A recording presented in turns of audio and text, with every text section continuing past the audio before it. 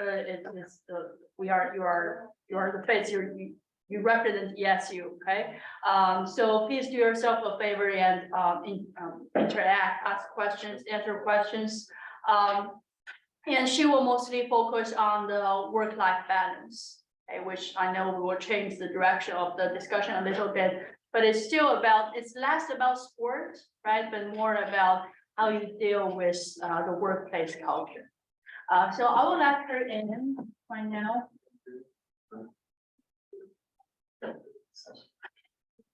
And Jacko, you can participate. You can ask questions, you can answer questions, just unmute yourself. Yeah, that's why I raised my hand earlier, because like I can't really hear the class too well, so I didn't want to start cutting people off if I just started talking. Hi, Dr. Taylor. Hi, how are you?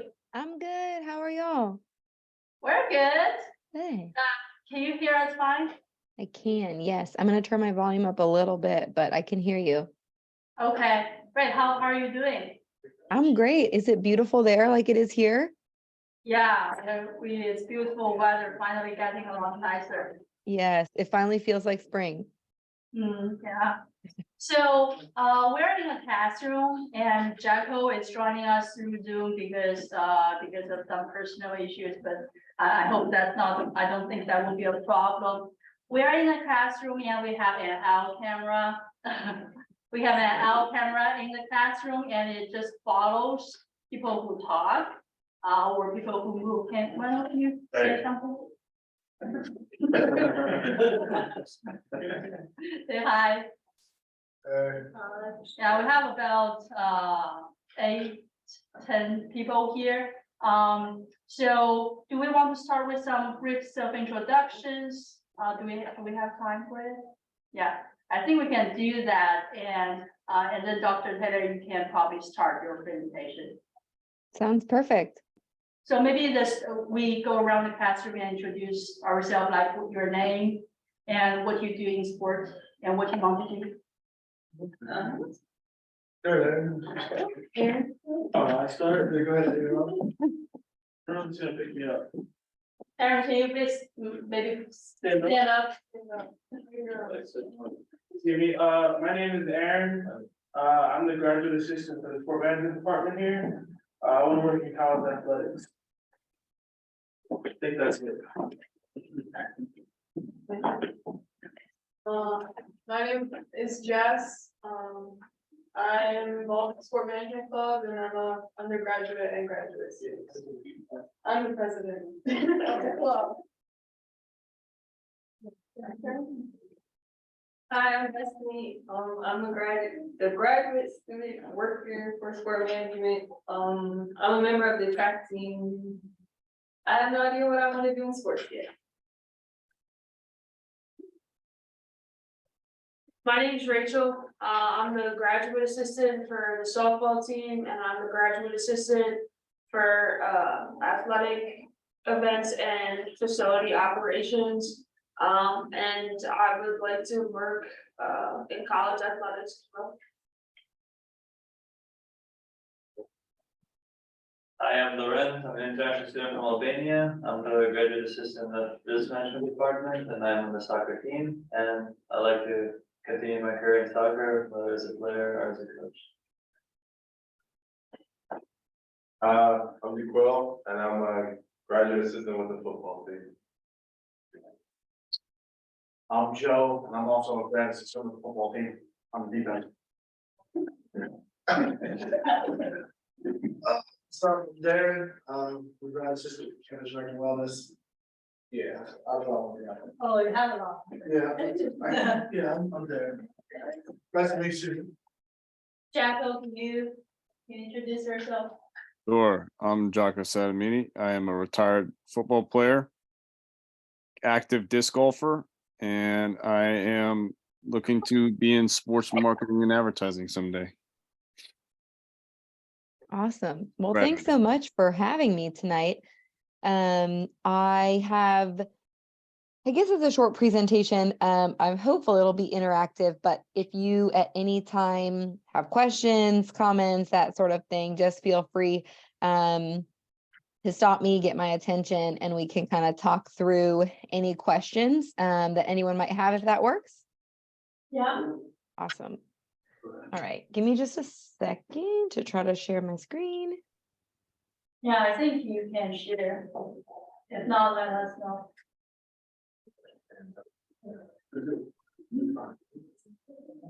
All right.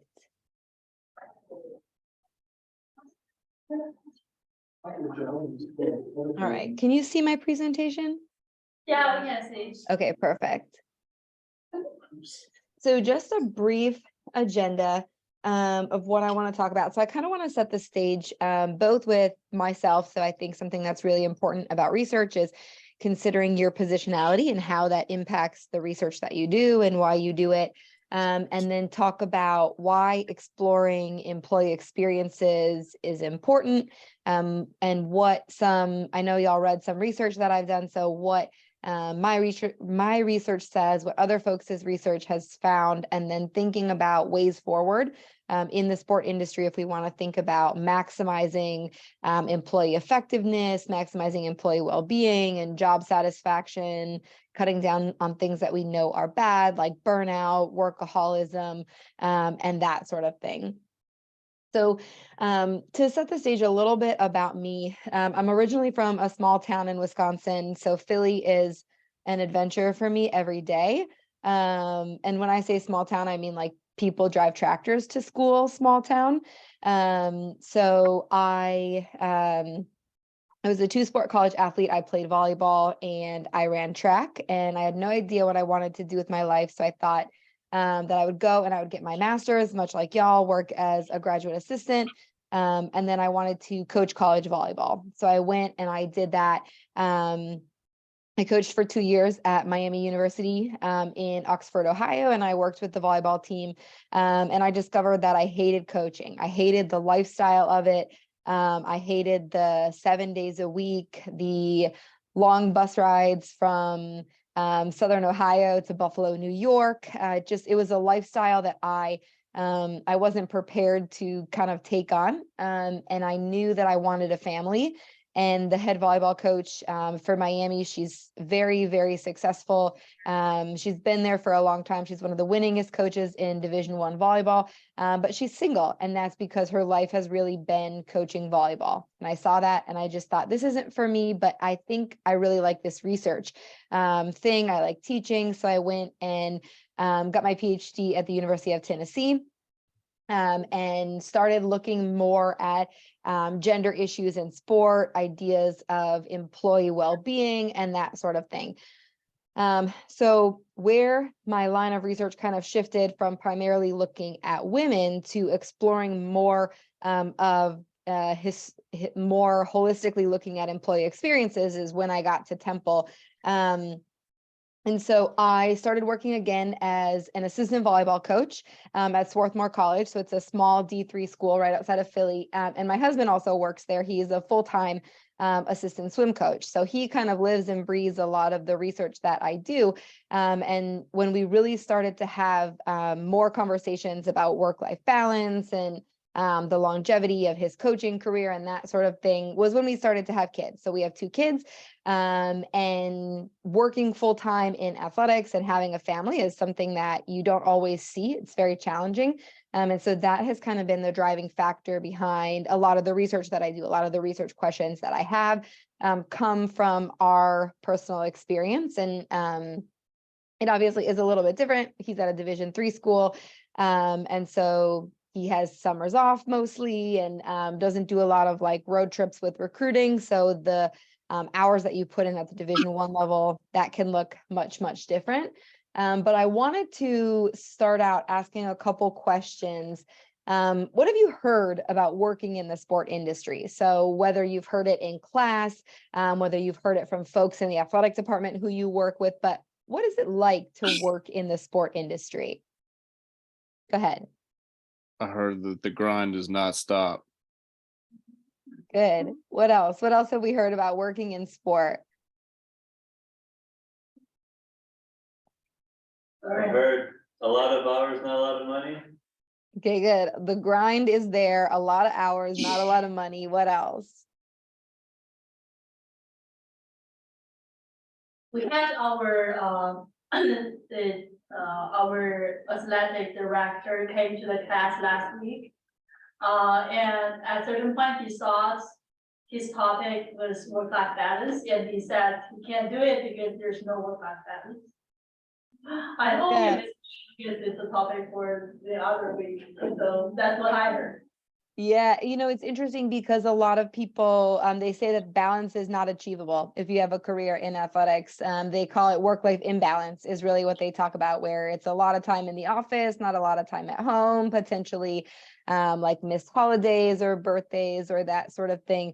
But we do know that in this post-COVID world, the industry is booming, right? We see tons of applications for positions. We see increases in the diversity of positions offered, right? So we see a ton of like sport analytics jobs. We see a ton of athlete well-being. Have any of you seen, maybe you saw it on social media, Clemson is building an NIL, a new NIL facility on campus. So we see new positions with the passing legislation of things like NIL. And then we see that the jobs are highly sought after. So we'll see 100+ applications for an entry-level position that has, a lot of hours required, not a lot of pay. I always say working in sport is sexy, right? I don't know if any of you have ever kind of thought of it like that before. It's there, the jobs are very appealing. It seems like a really, really great industry to work in, but a lot of what y'all are talking about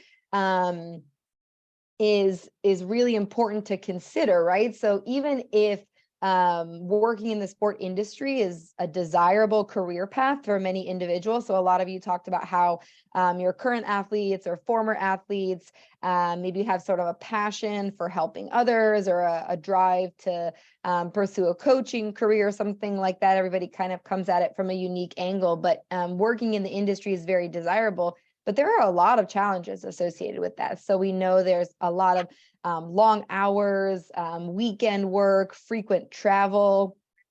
I think the perfect example right now is thinking about conference realignment.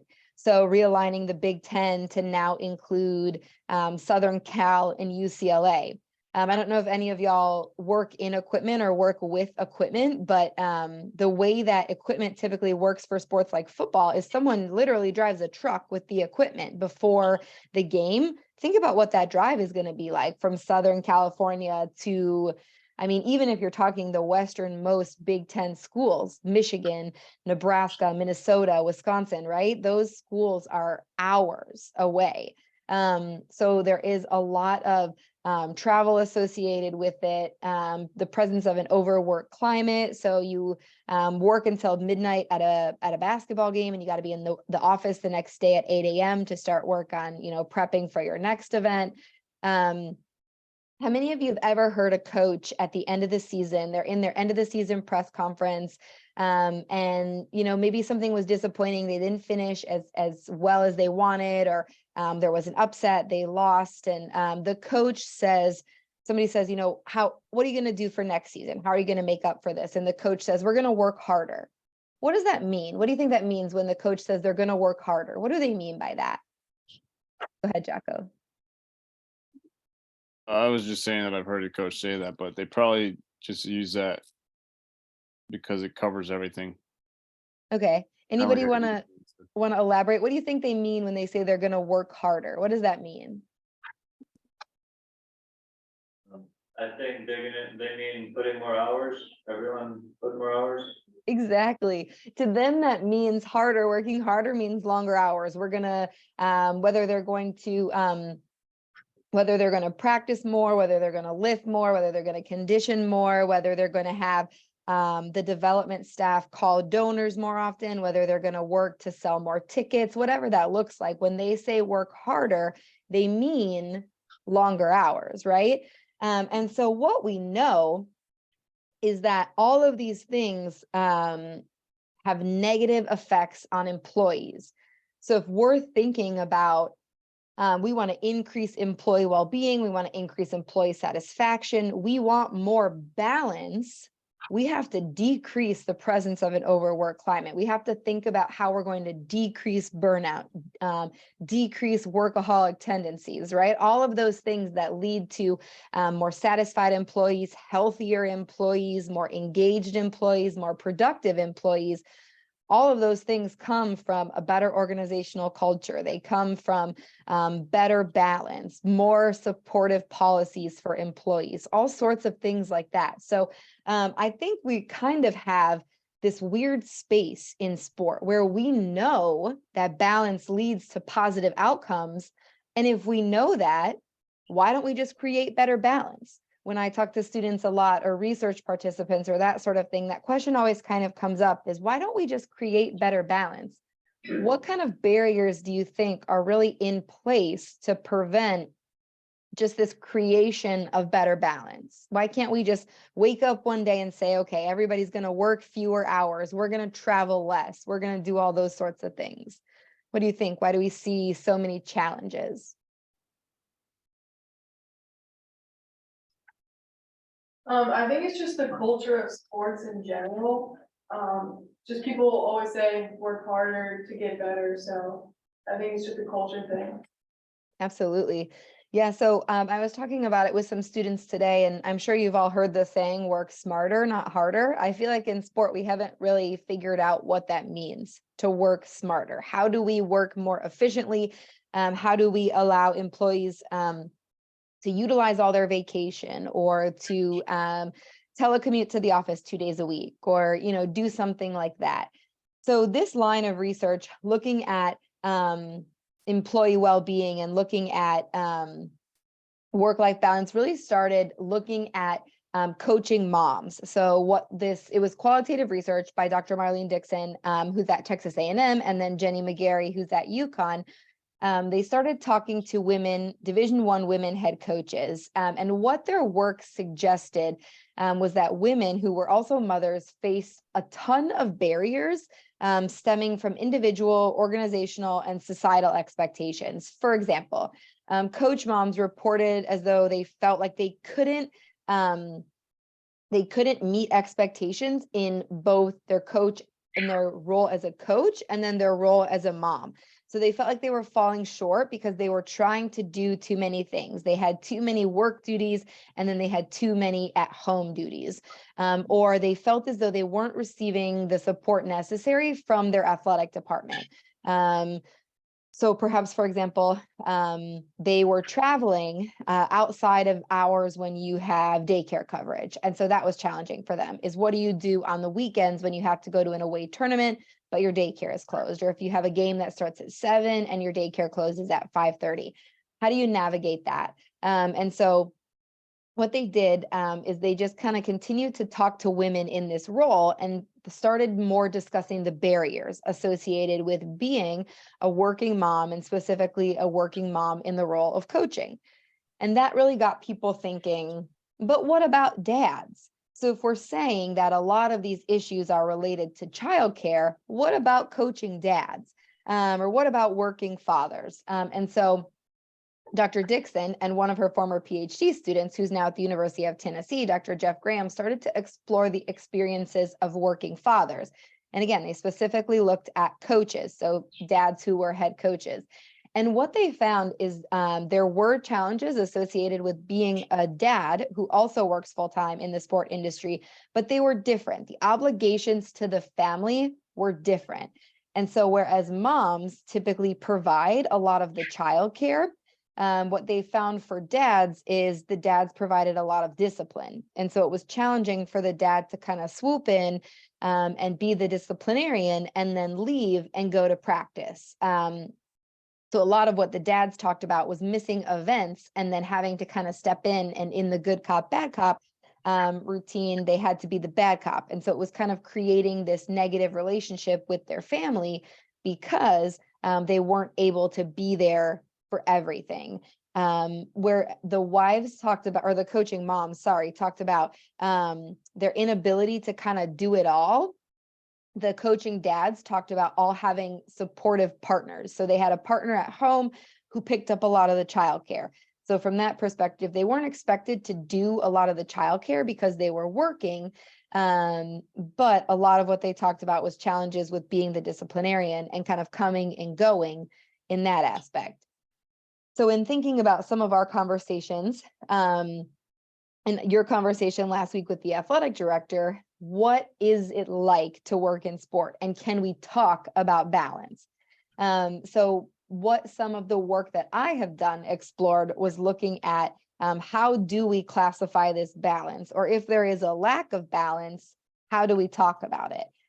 So what I came up with some colleagues was this idea of an adaptive lifestyle. So in a previous study, I talked to women athletic directors, and one thing that one of the women said really stuck with me is that sometimes your work life is going to be all consuming, and sometimes your home life is going to be all consuming, and you have to adapt your lifestyle in that moment to embrace where you are.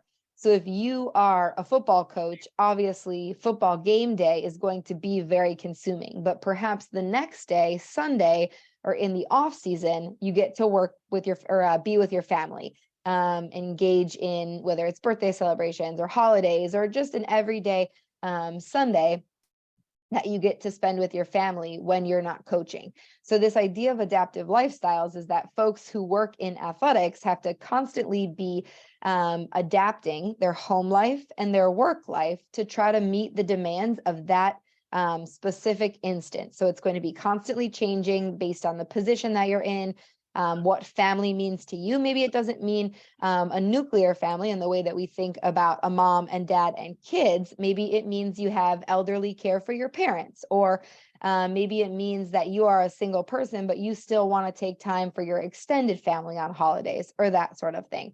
So we've started to move away from this idea of balance, but move more into this idea of adapting to the specific moment in time where you're at. So some of the research that I've done moving away from qualitative work. So qualitative work is really great, but in a qualitative study, you might only talk to 10 or 15, maybe 20 participants.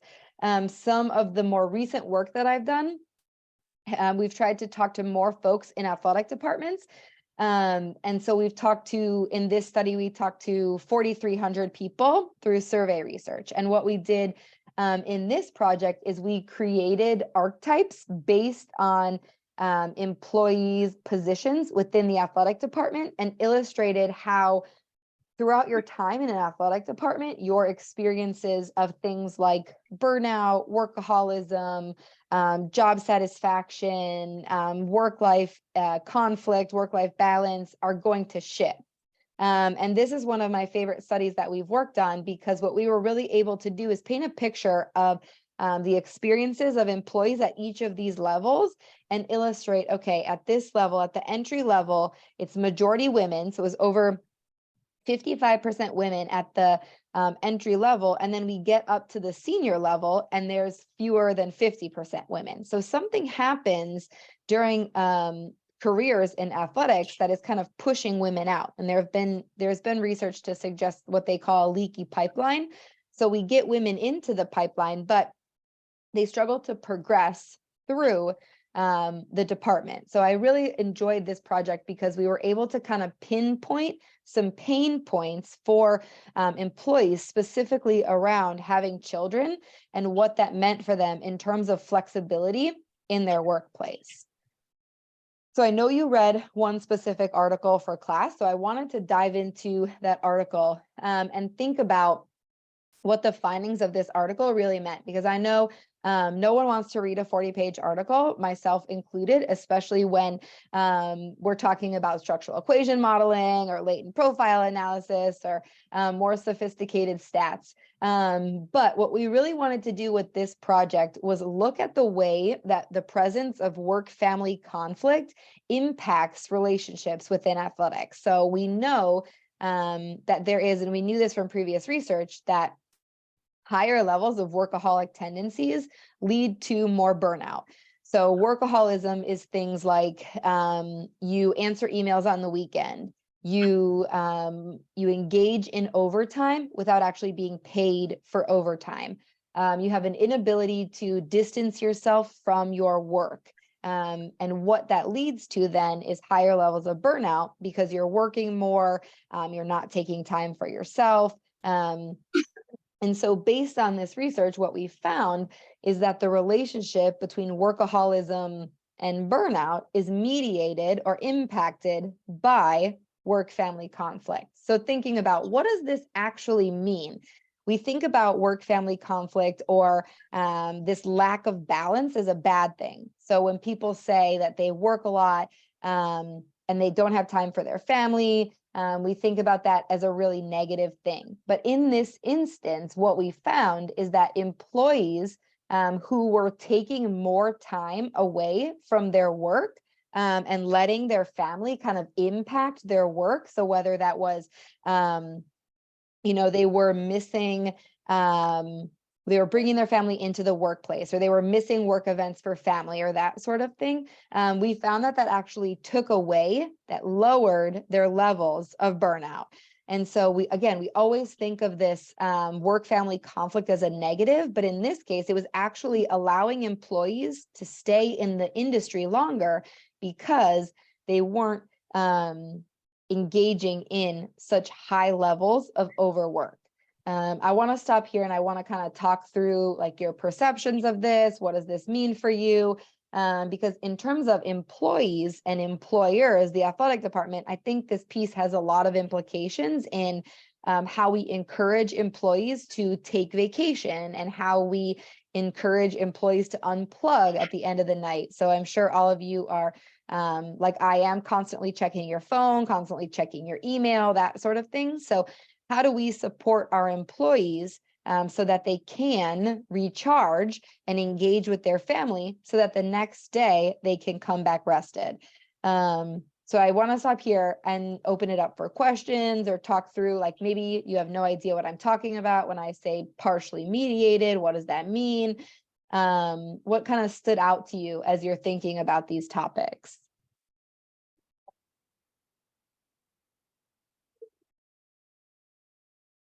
So what can we do to help people balance their work and family? Because research shows that it contributes to lower burnout and make people happy. Based on your experience as an athlete and some of you are coaching or working in the athletic department, what do you think? And from a more practical standpoint, do you think there's anything you wish your boss could be doing, or the athletic department, or you wish you can, what kind of benefits you wish you could have? Yeah, Rachel. I think that something that could help would be like having a work phone. So like not every job has a work phone, so people are using their personal phones a lot. And so I think that can cause a big issue because giving out your personal number, it kind of opens the door for anybody to really call you at any time. And so, somebody who may be like a night owl, they may want to call you at like 2 o'clock in the morning, like, hey, I need this scheduled, or hey, I need this, hey, I need that. I think having a work phone kind of allows you to, hey, this is my work number, and you have like a set hours. So like say your scheduled hours are like 9 to 6, right? So your work phone then turns on from 9 to 6. And then from 9 to 6, like after 6 o'clock, it automatically goes on do not disturb, like on its own kind of thing. And so, or like you have it set up that way to do that, so that those calls you're not seeing constantly on your phone, or you're not getting texts constantly that you see. It allows you to have that time to just go and sit with your family.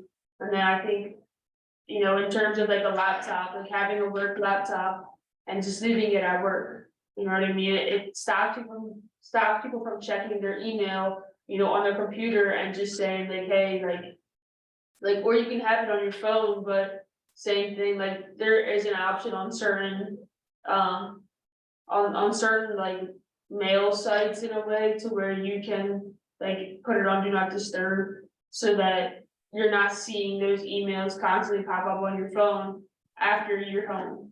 So I think having those would benefit a lot of workplaces and kind of decrease the workaholism. Yeah, I think technology is both a blessing and a curse, right? Because it allows us instant access to a ton of information, but like you said, it's really challenging to ignore those texts and phone calls if you're getting them on your personal phone and it's dinging and you see them. So I think that is really important, is to find time, and it can look different for everyone. And so this is, again, where kind of the adaptive lifestyles come in. So if you are someone who maybe you wake up early and you like to work out in the morning, and that like 5 to 7 or 6 to 8, whatever that time frame looks like for you, that's a non-negotiable, that's you time. If you want to work out at night, or you know, whatever it is that you want to do, taking that time and really setting it for yourself as, okay, I'm putting my phone on do not disturb. I'm not going to answer emails. I'm not going to answer text messages, kind of like protecting your peace, if you will. I think that's really, really insightful. And definitely something I wish I would have done earlier in my career, is to set those boundaries as well. So if you can kind of start to practice that now, I think that really will set you up for success in the future as well, having those boundaries and saying, this is me time. And so I'm not willing to sacrifice that, because largely what we do, it'll be there tomorrow, right? So I think that's really, really important. I think I did see a hand in the back of the room as well. Yeah, please talk about it. I think Jacko has his hand up in the room. Am I good to go? Yeah. Okay. This is one of my personal beliefs that I even use today, like with like, you know, my work, my part-time work and my schoolwork, is that I think it's really important to get an adequate amount of sleep, because there's a direct correlation with the amount of sleep you get and productivity. So you schedule in that proper sleep and you actually become more productive during your day. So then you don't have all these projects piling up to make you have to do overtime work. Absolutely. Yeah. And again, thinking about, there's not a lot of work specifically looking at well-being, but things like sleep can definitely impact your ability to be successful in your career, in your everyday life, that sort of thing. Another thing that really comes into play, I think, with athletics specifically, is thinking about vacation.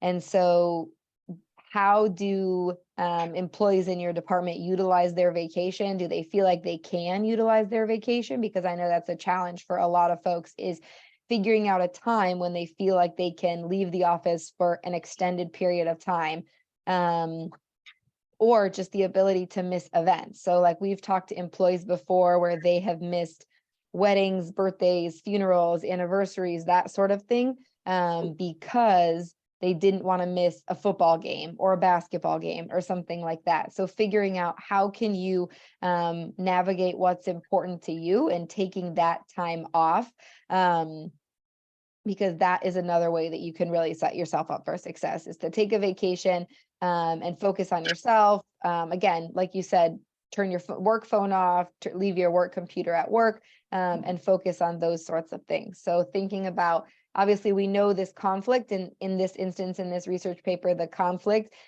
decreases burnout, but there are a number of other ways that we can decrease burnout as well. So a couple related articles, and these are ahead of print, so they haven't been widely distributed yet, but one of them that I'm really excited to come out, we talked to former coaches. So we interviewed 12 former Division I swim coaches about their reasoning for leaving the industry. And a lot of what they talked about relates to this idea of burnout, the overwork culture. A lot of them talked about recruiting and how it was a never-ending kind of game where they would constantly be calling recruits and texting recruits, and that often did happen outside of the work hours because of the recruits class and practice schedule.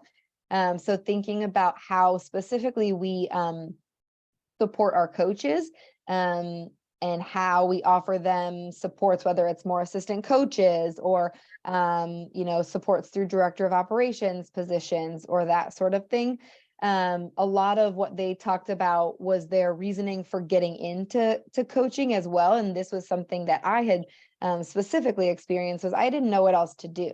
As a former athlete, I was like, well, I really enjoy volleyball. I'm not sure what I want to do with my life, so I might as well go and see if this works out. So a lot of them talked about, I had a degree in finance, or I had a degree in education or psychology or engineering, but I didn't really know what that entailed. So I was offered this GA position, or I was offered this assistant coach's position. And so I thought I should jump on it.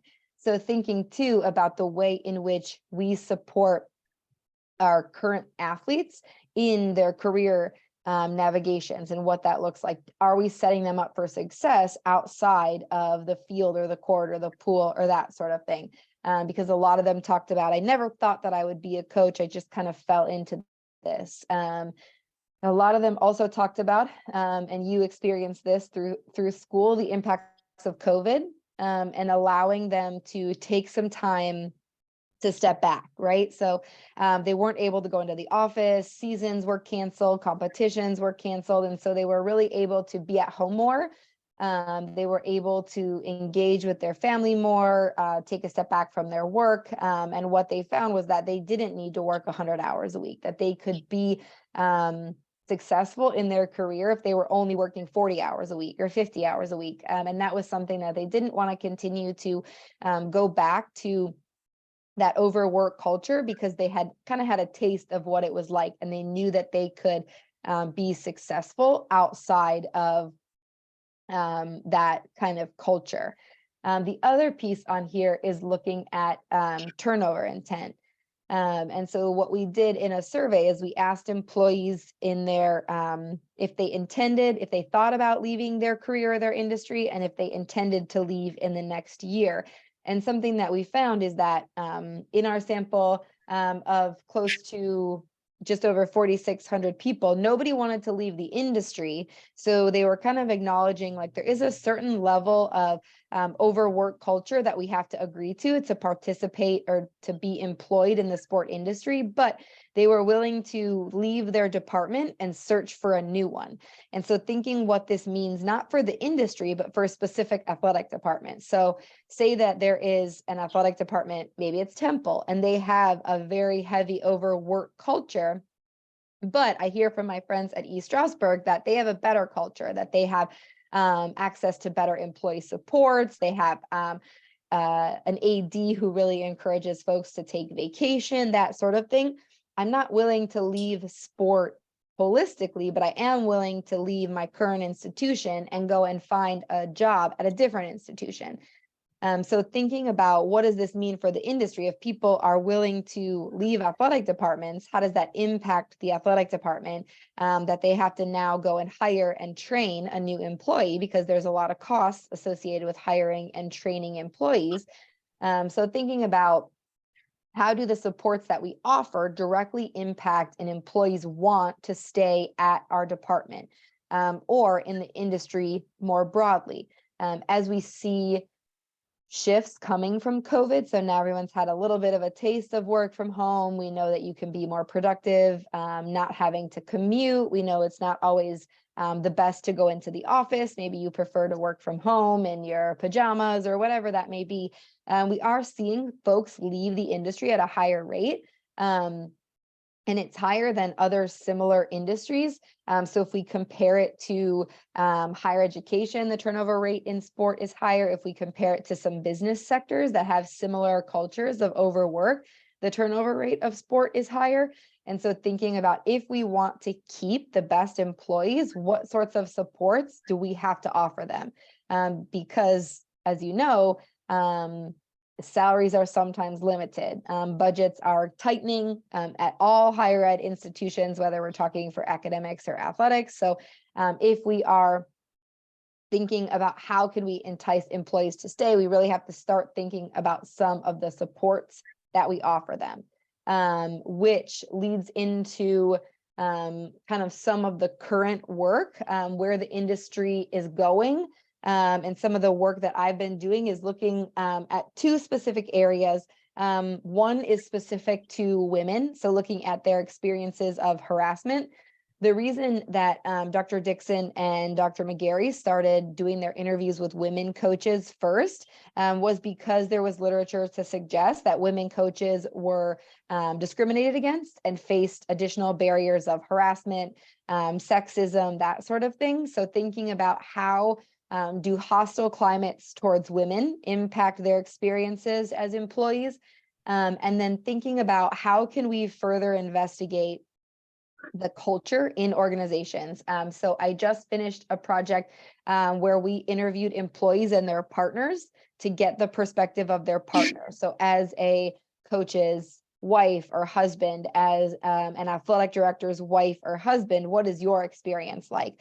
How does your partner contribute to the childcare or the housework or that sort of thing? So just trying to get at different aspects of this relationship. And then as we think about how work in general is changing, how do things like remote work opportunities or a lack of remote work opportunities impact an employee? So something that is unique to sport is there are always going to be instances and positions that aren't able to have remote work. If you're in ticket sales, and you have to be at the facility. If you're in grounds crew, you have to be at the facility. If you're a coach on game day, you can't work remotely.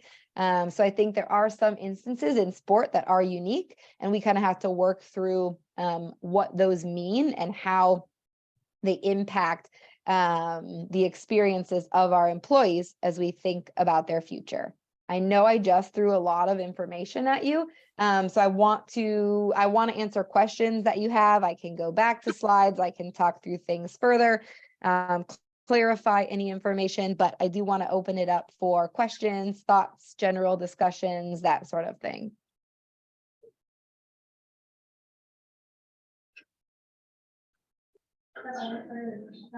What would be considered work balance? Yeah. So this is a new concept that's coming out. So a lot of what we talk about now in terms of work life, the life portion of it isn't considered work because it's unpaid labor. So things like cooking, childcare, housework, anything that you do outside of your work life, more or less. So your actual job, anything that you do, care for elderly parents, that sort of thing, is actually should be considered work, but it's just not compensated. And so how does that impact the way that we're able to work? How does that impact our well-being, that sort of thing? Kind of navigating those spaces of unpaid labor. And it's very gendered typically. So thinking about how we know women provide most of the childcare in heterosexual relationships with kids. How do women who do more housework, like that sort of thing? How does the like the idea of the work never stops, it's just not compensated work, how does that impact the relationship? Thank you. Other questions?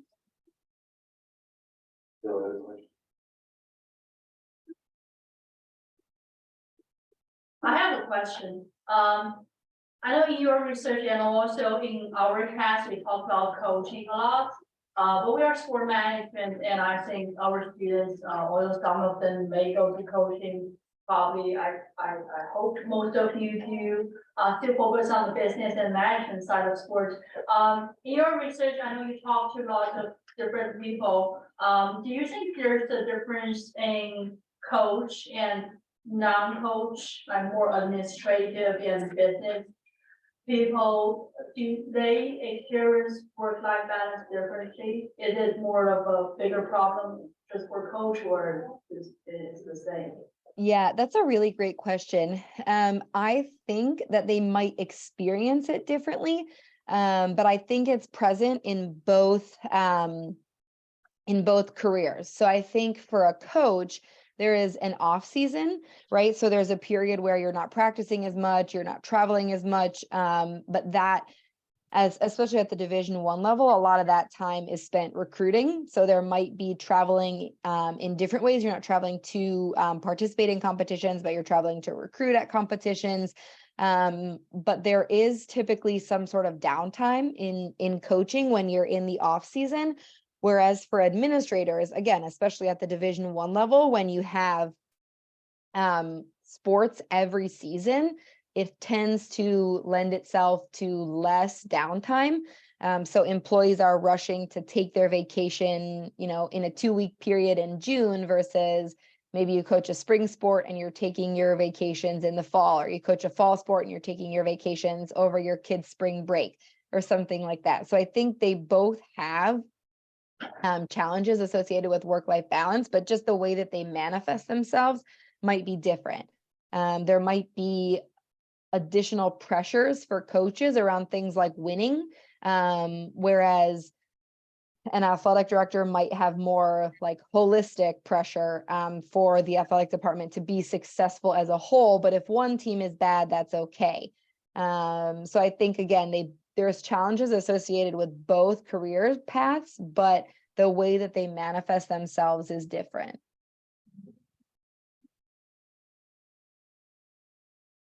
Questions? I have a question. I got a question. You said you talked to people who took position as graduate assistants. Did they look at the job description and what it entailed? Did they do that before they took the position? Yeah, because you said it was a position that they said that they should just jump on. Can you say that again? Because you said earlier that they saw a graduate assistant position like after playing and they just decided to jump on it. Does that make Yeah. sense? Yes, I get what you're saying. So essentially what they were kind of saying is they didn't know what to do. And so they saw this graduate assistant position or the assistant coaching position, and they thought, well, I was a successful athlete. I could go and do this and get my master's, or I could go and do this and work for a couple of years and kind of figure out what I wanted to do. So they knew what they were getting into. I'm not sure if that answers your question. They knew what they were getting into, but it just wasn't the career path that they thought that they were going to take, if that makes sense. Yeah, it makes sense. And that doesn't make it wrong. They were just saying in their instance that they maybe they had a degree in finance and they went and took a job as an assistant coach and thought maybe in 3 or 4 years I'll get out of this. And then 10 years down the road, they were still in coaching and had kind of through a series of instances discovered this isn't for me. And a lot of them, it was COVID that drove them out of the industry.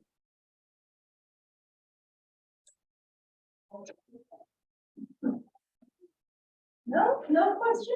I have a ton of questions. I just don't want to. I want to take all the students' chance. Liz, I really like your first question about, because you said we all like work-life balance, and why can't we just wake up one day and say we work less hours and let's be more efficient? And Rachel's comment about the work phone remind me of, because my husband, he's an engineer. So he has his work laptop.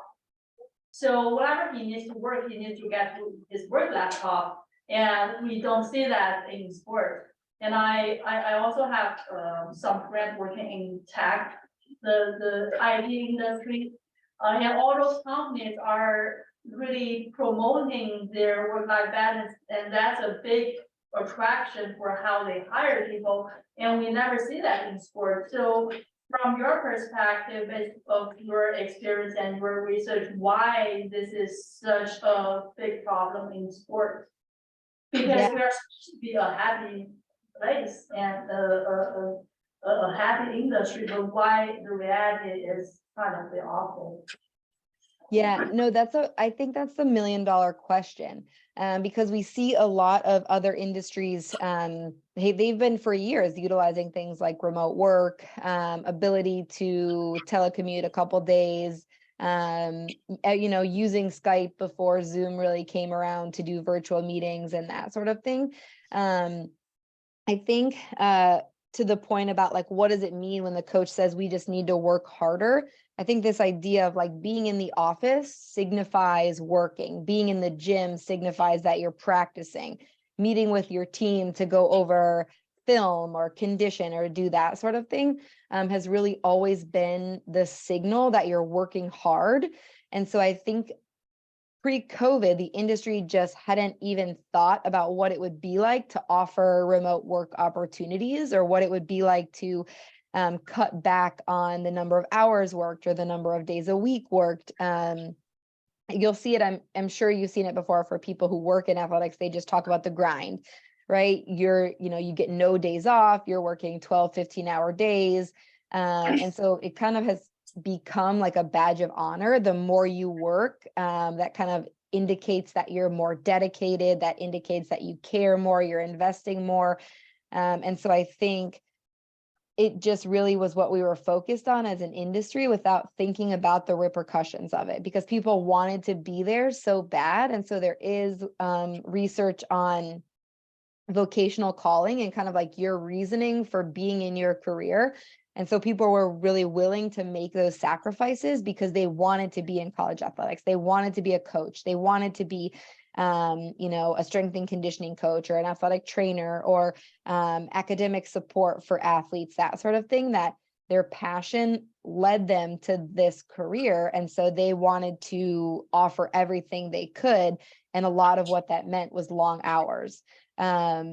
But I think to your point, we are starting to lose employees because they realize, okay, I work in marketing for an athletic department. I can go and work for a tech company, or I can go and work for an agency or any other company and work in their marketing department and have better work-life balance, be paid more, get more vacation, have better parental leave, that sort of thing. So I think that's the $1 million question. And I don't have a perfect answer for it, but I think it is really causing folks to leave the industry because they're looking for better working conditions. Yeah. Yeah, I hope, because we are all part of this industry, if we all can have more work-life balance, that would be great. How is work-life balance at Temple?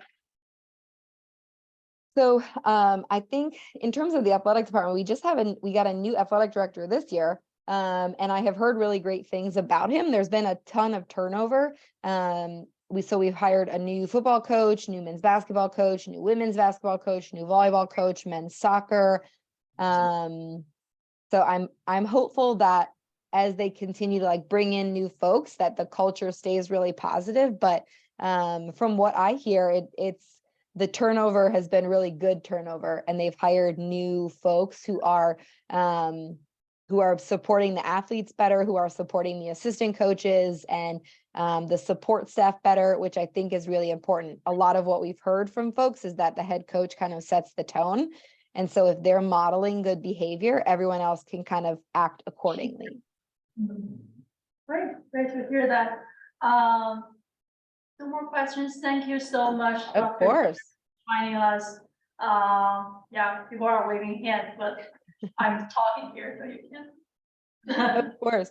If anyone has questions, wants to follow up, wants to hear my rantings on social media, this is mostly what I talk about on Twitter. So feel free to follow up if you have questions, want to chat more about this or that sort of thing. I'm happy to talk about this topic all day.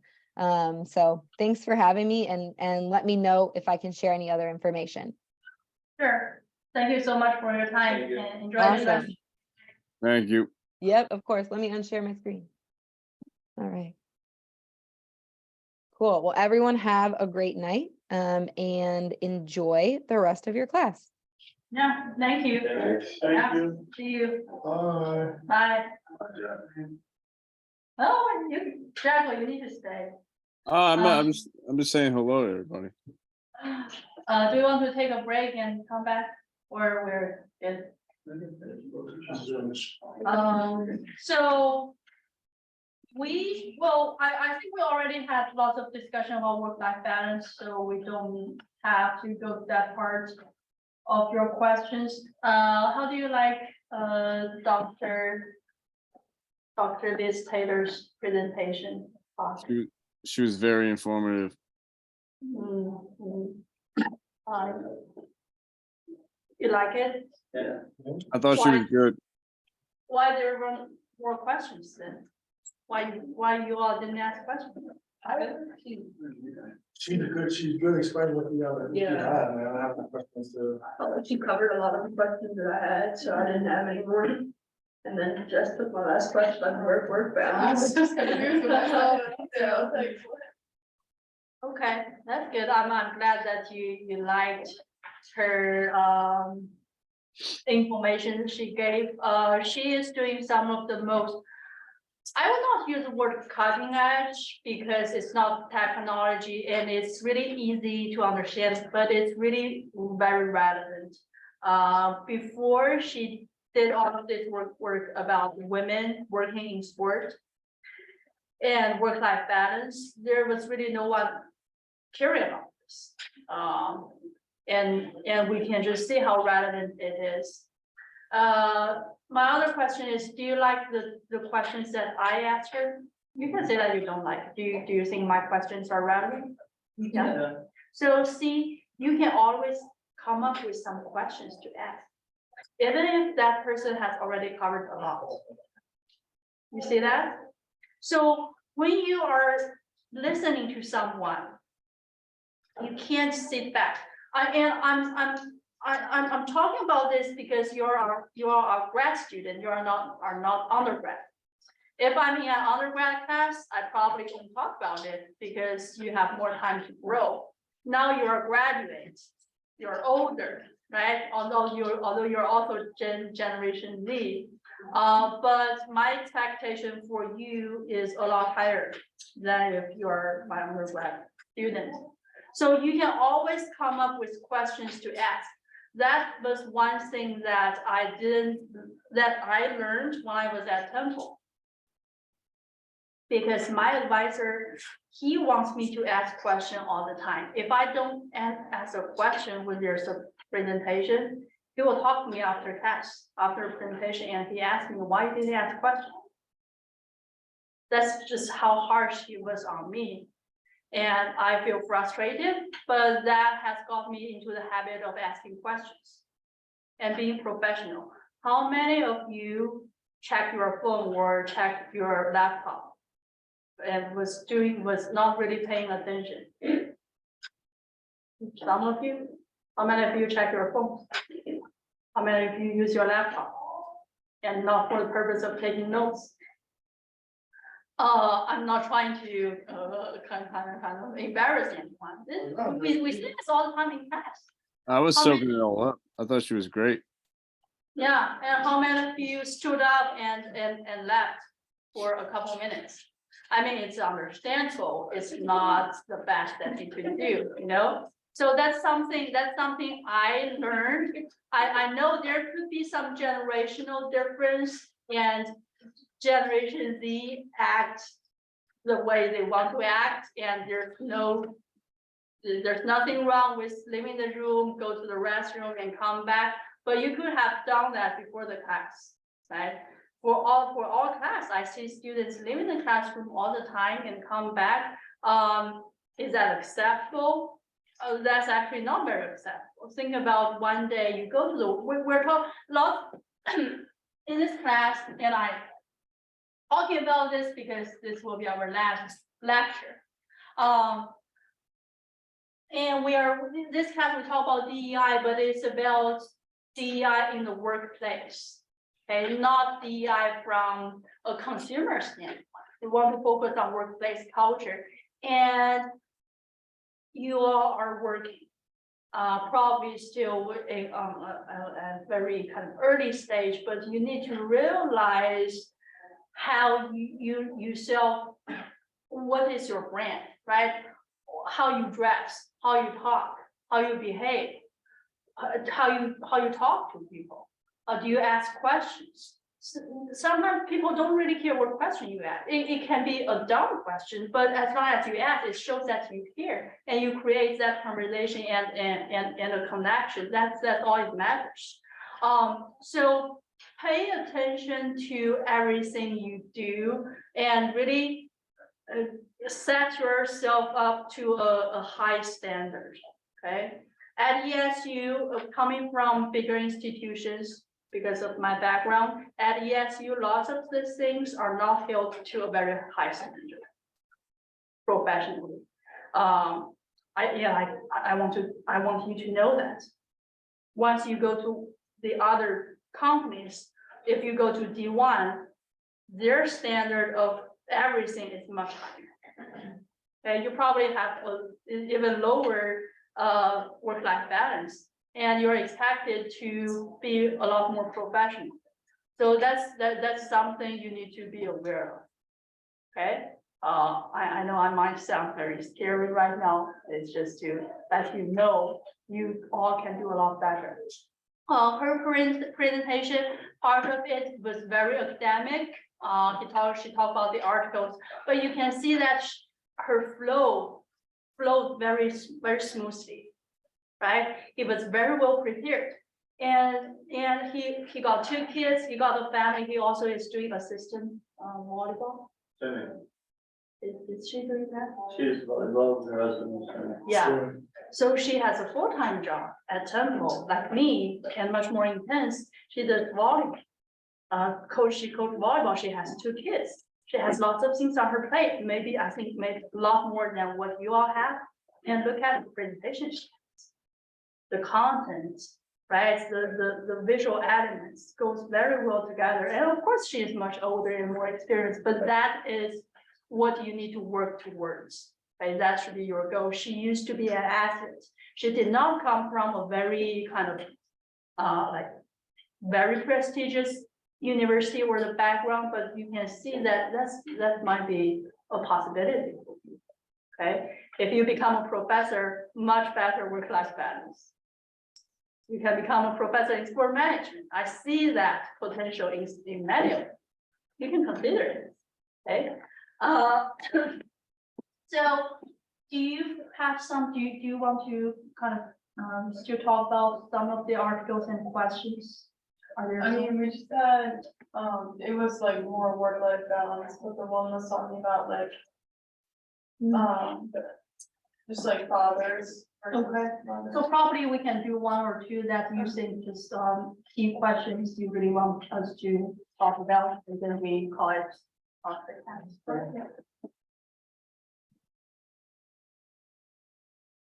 One or 2, maybe 10 or 15 more minutes.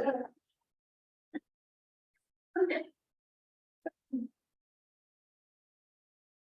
John, how we going? We had a 1-year overlap at Temple. I was a PhD and she started at Temple. I was in the search committee that hired her. Oh, cool. Yeah, so that's how we got that relationship, and we call it past. What did you teach? Sport and society. It's like the psychosocial. Oh, It's a fun class, and it's a huge class, like 18 students. you say 18? Yeah, 80.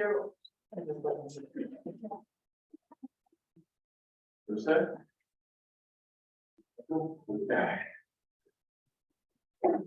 So let's do a couple more questions or discussion.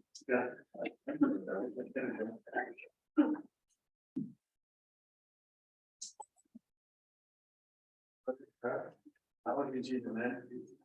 Oh, good, man. Thank you. Thank you. So another one of the articles talked about coach fathers, because like she said, a lot of the research has been on women and their family life.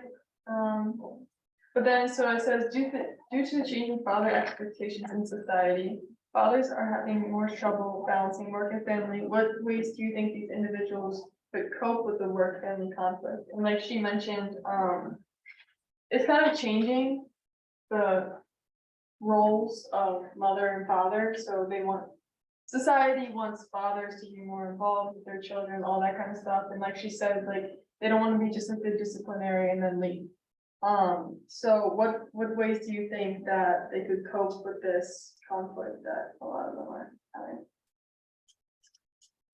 I think it's best to sport, honestly. I just think that some sports are more demanding than others, or like teaming them together and planning and watching film and stuff like that. That takes more time away from your family.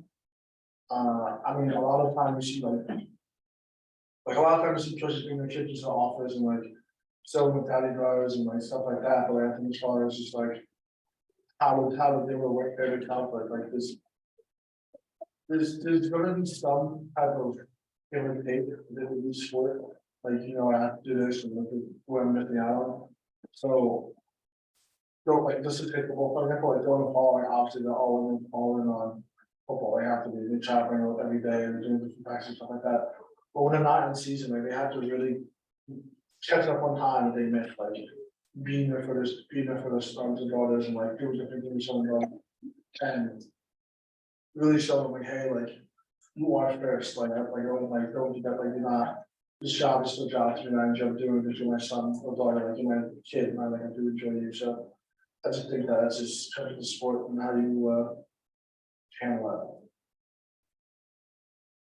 Yeah, in the article they mentioned a lot of the coaches, that were fathers said that they relied heavily on their wives, during season and stuff, so maybe outside of season, doing more things to kind of like change those roles a little bit. But Other thoughts? Just one thing I think very interesting about this article in your finding is, this father coaches, how they frame work family conflict versus family work conflict. Yeah, when is it your next? it's not our last one, but it was before, yeah. Yeah, so you remember in the finding, when this coaches, when they have to. So it was kind of like work, family conflict versus family work conflict. So work, family conflict is when your family, is when work like takes time away from your family. But then family work conflict was that family takes time away from your work. But they said it was just a lot more, we're talking about work, family versus family work. Yeah, a lot more, and also they frame it in a very different way, when their family are taking away their work time, they say, I hate this, right, I hate missing practice. But when their work has to take their family time, they just take that as something, it's unfortunate, but it's something that I have to do. Do you remember that? I think that contrasting way of framing is very. Yeah, They just make it seem like family is like an obligation, when your work is something that like you want to do basically. When in reality, like it should be kind of framed the opposite way of like, you know, like they said, like, oh, I hate missing practice, it should be like, I hate, you know, missing time with my family, while is like. You're pretty much just, you're making it seem as though like your work is more important than your family. when you say that, it reminds me of my husband, like. When I think about him, I can never imagine him saying, I hate making time with my kid. I feel like he would love it if he can miss the time, because it's really more work. That's why it's work-life balance, because I can't imagine him saying that. I think that might be the mindset of some of the men. I'm not a man, I can't talk on behalf of the men. But to me, it seems like they are way more passionate about their work than about their family. You think the fathers are? Yeah, this father. You have something to say? it. Oh, Jacko. I think with the work-life balance is something that you really got to dig deep and look within yourself about, and what you really prioritize. Like if you're a coach or, you know, in one of those positions where you have to spend a lot of time where you have to sacrifice one or the other. And if you're able to balance it, that's great. If you can schedule your time properly and balance it, that's great. But you really have to see what kind of individual you are and what you're okay with missing. Yeah, I kind of agree with Jocko, and I didn't agree with Dr. Taylor. Like you have to explain, and you gotta find things that are important to you. You know what I'm saying? I learned that from Jimmy. I want to take my daughter to work. I want to take my daughter to school every morning. I'm gonna be home for dinner. And that's non-negotiable, right? And you gotta make that clear when you take a job like this. So like, nobody's holding a gun to his head to be at practice, but he's gonna be there because he cares about it. But like, I want to take my kid to school in the morning.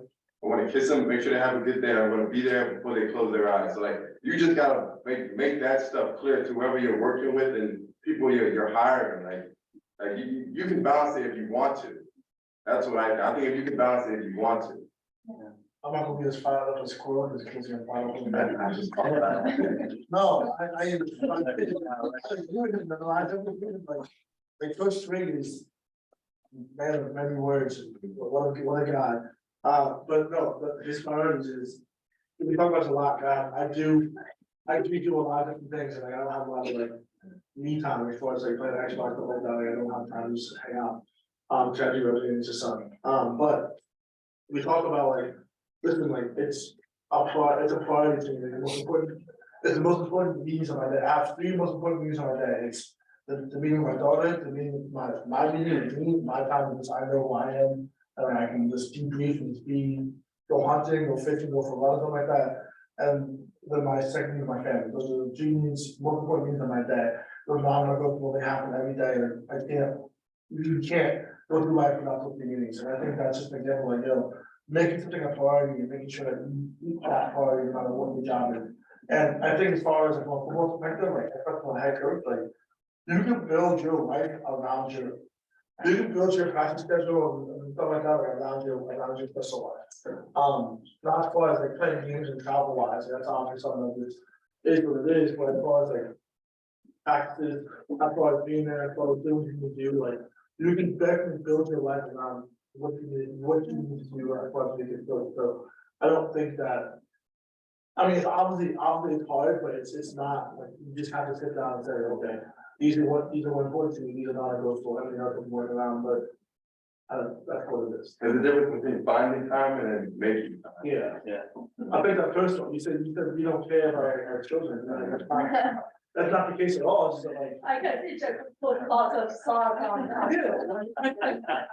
It's nice. Well, In my opinion, I think that it's different because when you do go to work, it's very objective. You know, I'm gonna do this, and then I'm gonna get these results. And as you spend time with your family, it's very subjective. Like, you're spending, it's more long term. It's a relationship you build with your family. You can't see it every day. You can't see it right away what you're doing. But long term, you create these relations with the families, and then it shapes how you view them and how they view you. So I think it's how it works. It gets more good. looks like we got some very good future husbands. Yes, but another great example of this is like LeBron James and like Kobe Bryant.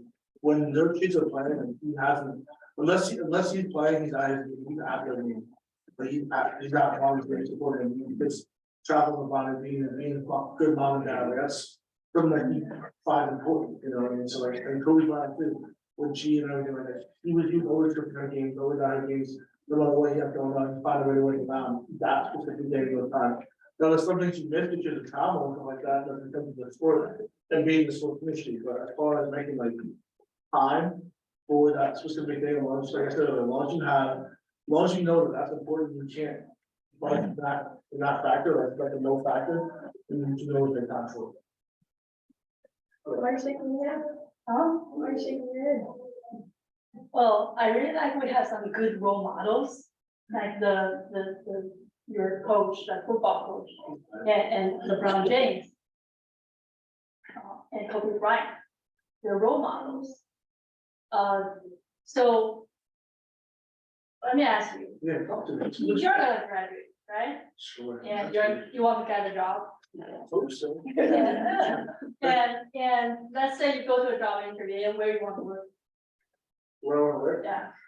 It's Josh, I don't know what I wanna do, let's just say I'm working for, yeah, say I'm working for Michigan Gaming Operations. Okay, great. And just in the interview or when you are talking to them, you express that you have this, and that, you have 3 family obligations that is your priority, and because of that, you can't make it to certain meetings and factors. Do you feel like you want to do that? Do you feel comfortable doing it? No, but the conversation wouldn't go like that, it would go, they would know by how walking the door, how important my family is to me. So by some way of me messing up and not being a smart individual and screwing my life over and having little children, they will know that how important these children are to me, how that's like my life, and I need to be there for my children, and this job for me, I love this job, but these children are everything to me. So the conversation wouldn't be like, hey, listen, I can't take this because my daughter has a dance Saturday or whatever. It would be like, okay, these are my hours, okay. What can I do within these hours so I can move these hours up or forward so that I can still be able to go to like my daughter dance Saturday and stuff like that. Yeah, that's very good, because I don't want us to get into the mindset that we can, you have something to say? Yes, Joshua? You gonna say Yeah, you gotta kind of, do that in a very smart. Yeah, sure. Because when you say that have football coach and those 2 examples, they have the ability to negotiate whatever they want. And when we all, like, even for me, we don't have lots of things to use to negotiate, you know what that means. So I was on a search committee and look for people to get work here, and she is 50s or 60 something. She is a lot older, and she has a mother who is here. And that's the reason why she wants to apply to get a job here, not in sport management. And because she mentioned that, that became a discussion of the search committee, because the search committee chair was concerned about she had to spend lots of time with her mom to take care of her mom. Well, we know that this position we're looking to hire is a very demanding job. So because she mentioned that, she is out of the name. So it's just some insider stories to let you know, to be more strategic. My advice is to get the position first. And then once you get into it, figure out a way to live a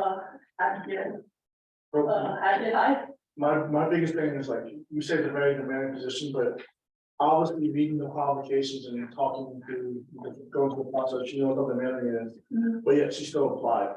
So if she's still gonna apply and knowing how demanding it is, obviously in the back of her head, she has some kind of plan where she can still do her job the best ability she can, like Carter do right, and still be able to give her mother everything to do, whether it be to live her life.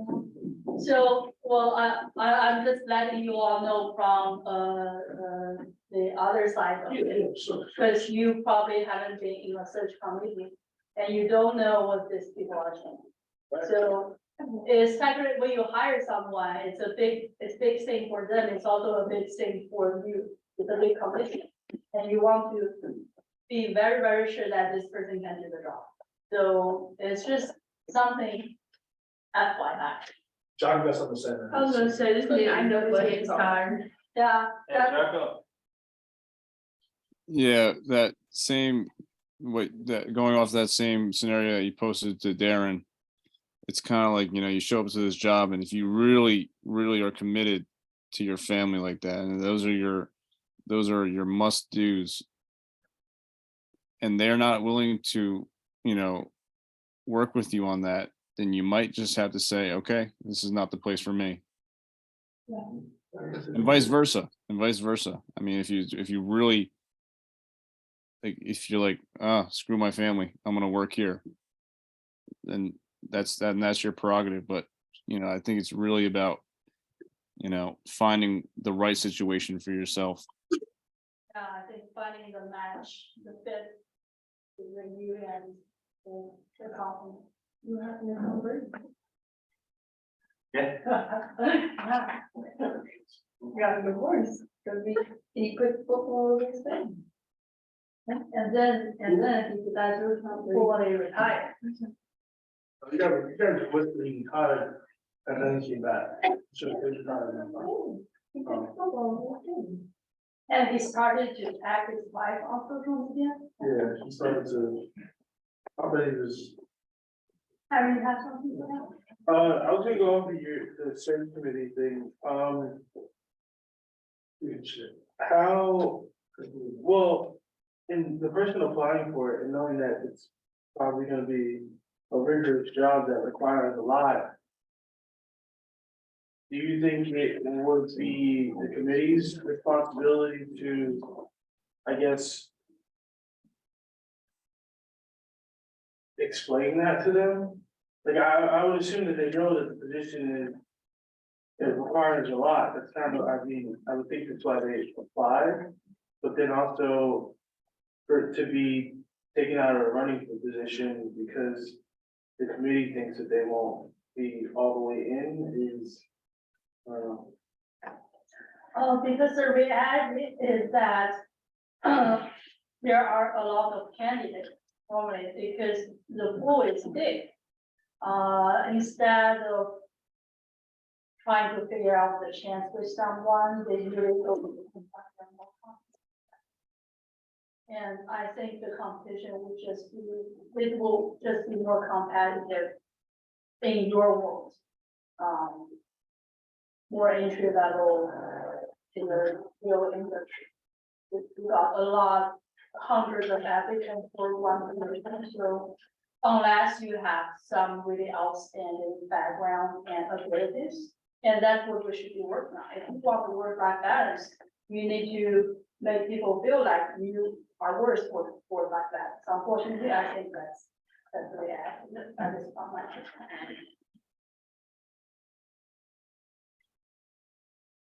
But still be optimistic. Yeah.